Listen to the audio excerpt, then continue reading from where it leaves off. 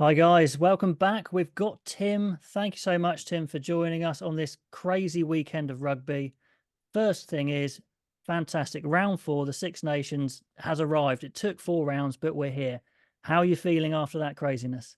Yeah, obviously it's funny for Ireland fans. They'll be thinking, "Well, hold on a minute. You've robbed us of been robbed of a St. Patrick's Day crowning in Dublin next weekend." But you're right; it's busted the whole tournament wide open, and it needed it. It's been just wall to wall entertainment. Absolutely. Go on. First question, nice and quick. Of the three games, which one do you think was the best? The best game. Oh, Best game. England Ireland, no question. Just the intensity, the physicality, the drama.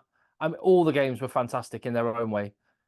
It was wonderful to see Italy win, but the quality of the rugby at Twickenham was exceptional. And well, I'm just going to bounce a question straight at you. Something we'll get Lovely. into a little bit more on a video in my channel, Rich. So just a brief one. The reason I say that was that good is because that was the best England performance since the Rugby World Cup semi-final in 2019. Would you agree with that? Probably, yeah. I mean, I think because we've been starved of that sort of high-paced, ambitious rugby for so long, maybe we're going over the top a little bit, but it did feel like that, didn't it? And It yeah, did. we're going to go over big pictures on this video, I should say. And then when we go to Tim's channel for the second half, we're going to go through the three games in a bit more detail. Sorry, Tim, go for it. No, I was going to say, what was your answer? What did you enjoy most? What? I don't know. I think my answer is the last game that I watched. um, but the atmospheres were brilliant, weren't they? The Italian atmosphere in Italy, the fans were just going bonkers.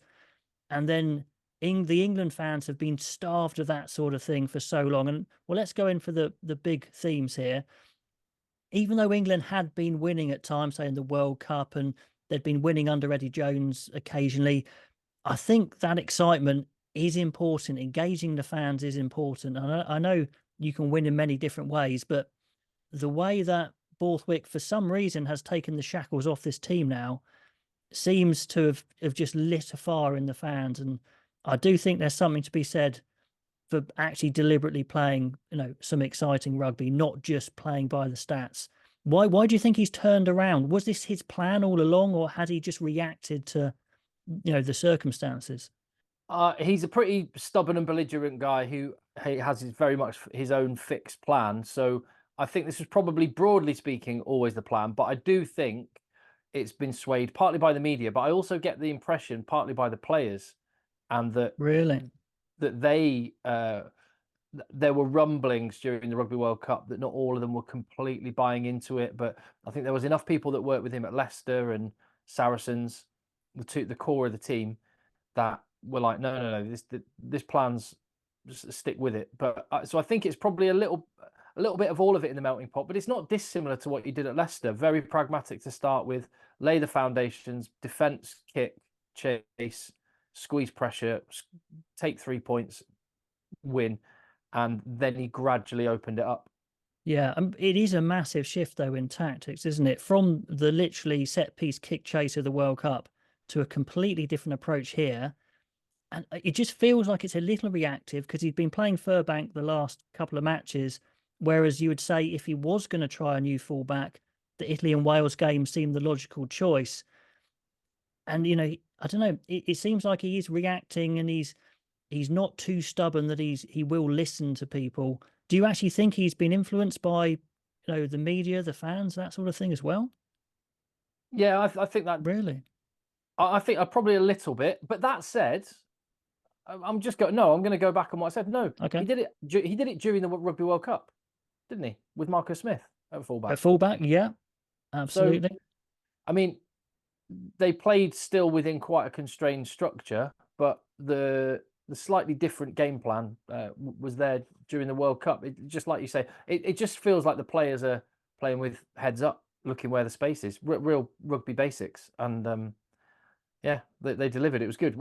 However, Steve Borthwick comes to this Yeah, decision, I'm really pleased. absolutely. Let's look at the table. We're meant to be looking big picture in this video, so it's kind of blown it wide open. But dare I say, Ireland really should still win this Six Nations, shouldn't they? I mean, they could lose their match and still, they'll be better on points difference than England if England win without a bonus point. So, I mean, it's tough for anyone else to win but Ireland. England would have to win with a bonus point against France. Do you really see that happening?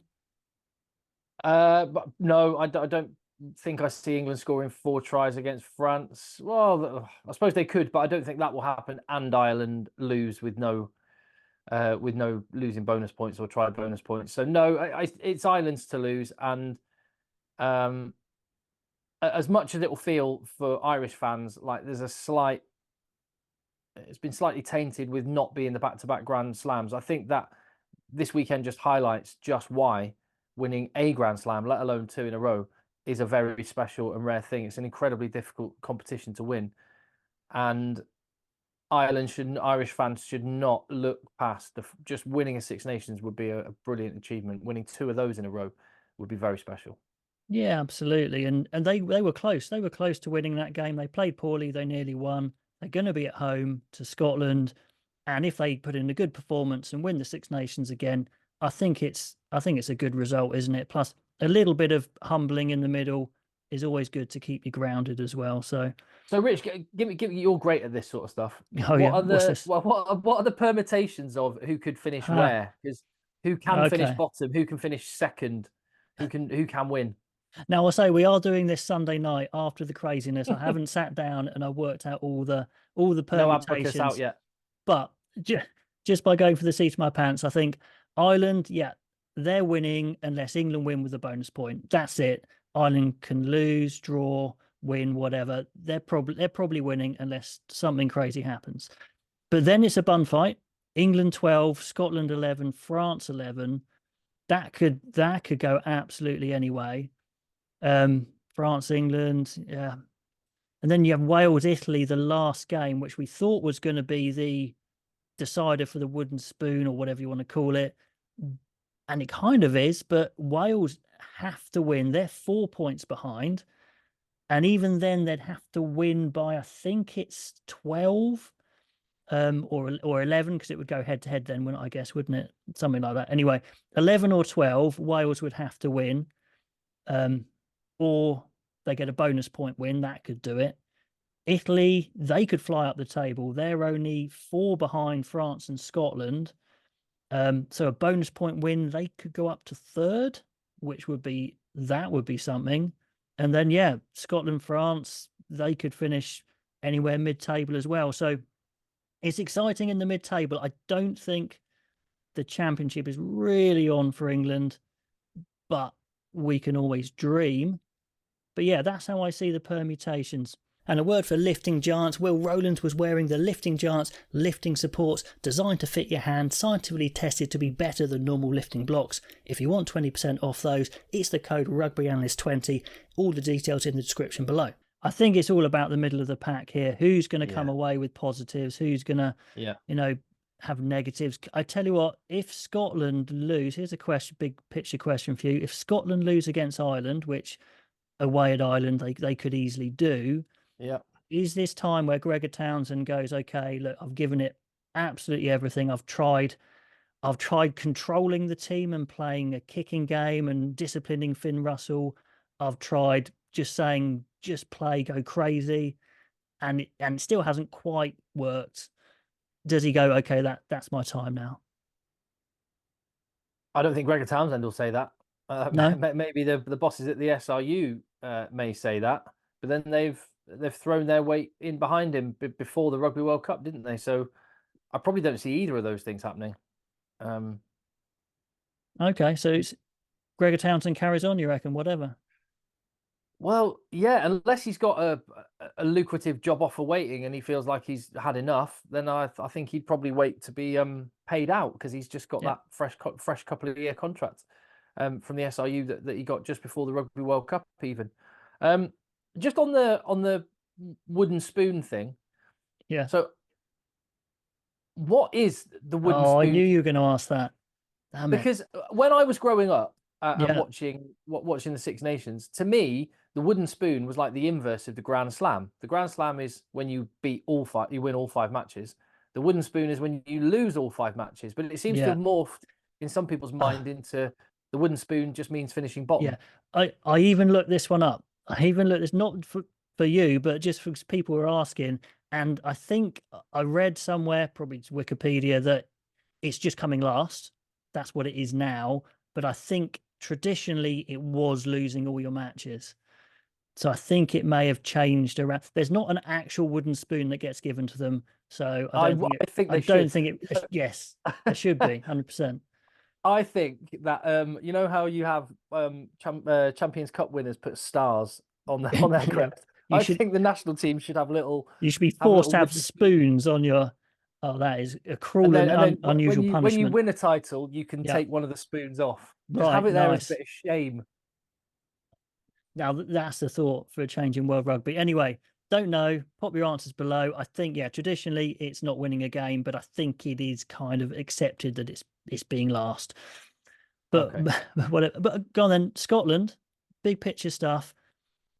What is their problem? Do they have a problem? Is it just they were beaten by a better team, or is there something psychological there where they look like they are going to get these big wins, they're smashing it, and then something happens?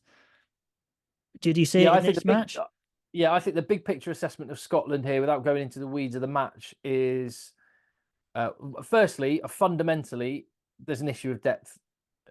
You can see that with the under-20 side that are struggling, not even in the World Yeah. Championships anymore, and getting pumped in the under-26 nations, and with the below professional setup, not great in Scotland. And also, they've got an issue just to load on top of that with the players they do have. I do think there's a psychological issue because we've seen it throughout the Six Nations across the board, periods in games where they just stop playing. And that can only be psychological. It happened in Cardiff, 27-0 up, and they just stopped. And we had it in patches, in other matches against France. Again, they just stopped playing when they had the foot on the throat and could have finished France off. And then we saw a little bit of that in it against Italy as well. Yeah, they kind of stop, but they don't change their tactics, do they? It has to be 100 miles an hour or nothing. And Yeah. is that just something that they practice? Do they, practice slowing the game down and kicking the corners and playing tight and mauling and that sort of thing? Or is it something that Finn Russell as the captain and the leader just cannot bear doing? He Yeah, has to well, play this is quick. just it. I mean, it confuses me as well in terms of the co-captain Rory Darge, Finn Russell. You just kind of need to have a captain of the ship, and it feels like the way they play, Finn Russell's the captain of the ship. For sure. Maybe maybe Finn Russell should be the playmaker, but someone else should be steering the ship. Well, they tried that, didn't they, with his best mate Stuart Hogg? They gave that Mm. a shot. Obviously, he retired. And this time, it's like, do we control him or do we just let him go? And they've let him go. But it's a shame. It's a shame for Scotland because in that first half, they were cracking. Anyway, Absolutely great, yeah. yeah, And they can be just absolutely brilliant. And we mentioned it on a previous video when we chatted, but Jesse Creel said that Scotland were the toughest team they played at the Rugby World Cup in 2023. Scotland can be legit.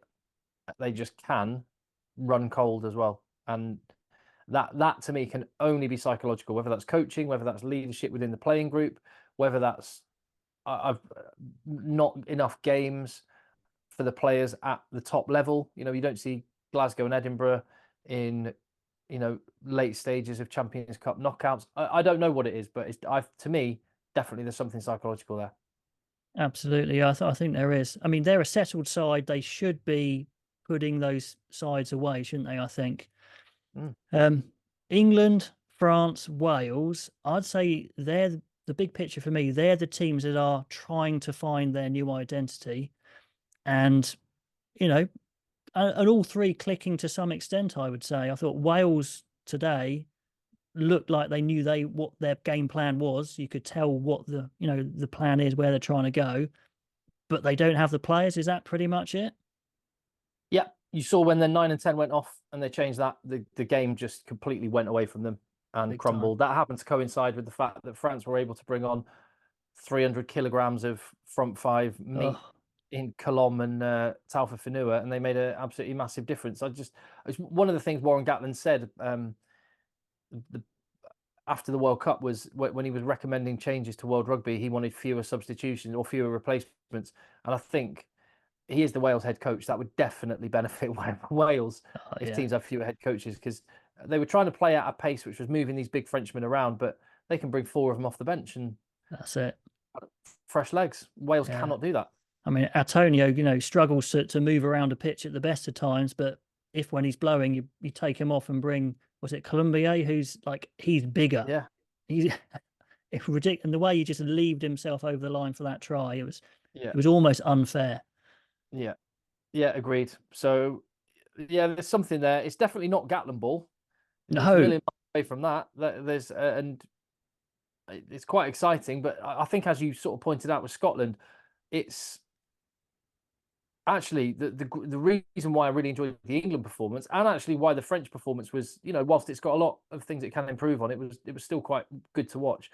It ticked all of the boxes that you have to tick to do really well at the top level. You've got to be mean and nasty and have a fearsome set piece and truck up the hard yards, and then have some ballers out wide as well. Absolutely, a bit of variety. I think Wales, they couldn't change their game up at the end there. France, I think they're trying to click, aren't they? The more French they become, the better they are. That's what I reckon. Absolutely, amen. Yeah, could not agree more with that.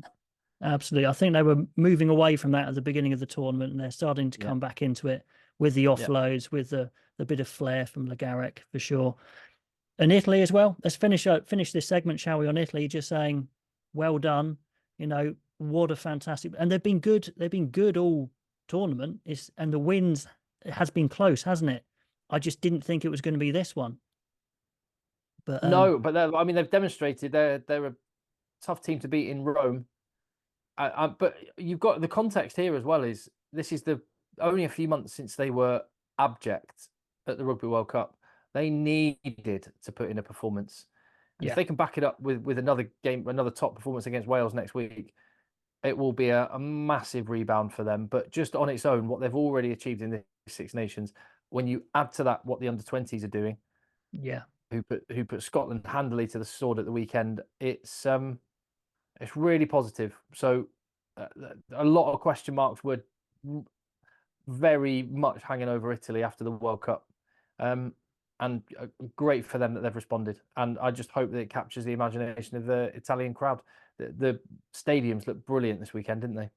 Fantastic. Fans enjoying their rugby. Yeah, absolutely. So big picture stuff. I think all the sides will finish the Six Nations with, they'll all have positives and they'll all have plenty of work-ons, definitely. So let me know what the big picture things were for you, the big takeaways from this round 4, from the Six Nations so far, and how you think it's going to end up. So yeah, thank you very much, Tim. Please join us on Tim's channel, where we go into a bit more depth on these 3 games of the weekend. All those comments below, and catch you next time. Cheers, Tim. Nice one, Rich.